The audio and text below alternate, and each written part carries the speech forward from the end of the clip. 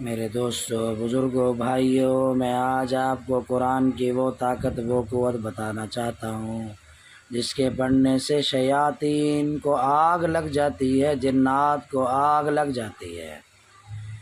میرے دوستوں، بزرگوں، وہ قرآن کی طاقت، وہ قرآن کی تاثیر، وہ قرآن کی قوت، وہ کون سی آیات ہے، میں آج آپ کو بتانا چاہتا ہوں۔ میرے دوستوں، بزرگوں، ایک مرتبہ ایک صحابی رسول نبی کریم صلی اللہ علیہ وسلم کی خدمت میں حاضر ہوا اور آ کر کہنے لگا، یا رسول اللہ صلی اللہ علیہ وسلم، میں نے مریض کے کان میں قرآن کی فلاں آیت، فلاں صورت پڑھی جس کے پڑھنے سے وہ مریض صحت یاب ہو گیا۔ وہ قرآن کی کون سی آیات ہیں، وہ قرآن کی کون سی صورت ہے؟ میرے دوستو، بزرگوں، وہ قرآن کی آیت، وہ قرآن کی صورت، سورۃ مومن ہے۔ بسم اللہ الرحمن الرحیم۔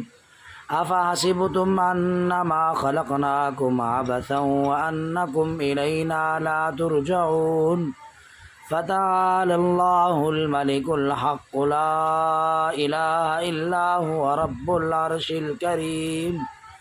ومن يدع مع الله إلها آخر لا برهان له به فإنما حسابه عند ربه إنه لا يفلح الكافرون۔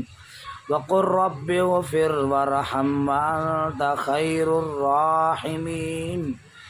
میرے دوستو، بزرگوں، اگر یہ آیات مریض کے کان میں، دائیں کان میں 11 مرتبہ اور بائیں کان میں بھی 11 مرتبہ اول درود شریف ابراہیمی 11 مرتبہ پڑھا جائے تو وہ جنات جل جاتے ہیں، ختم ہو جاتے ہیں۔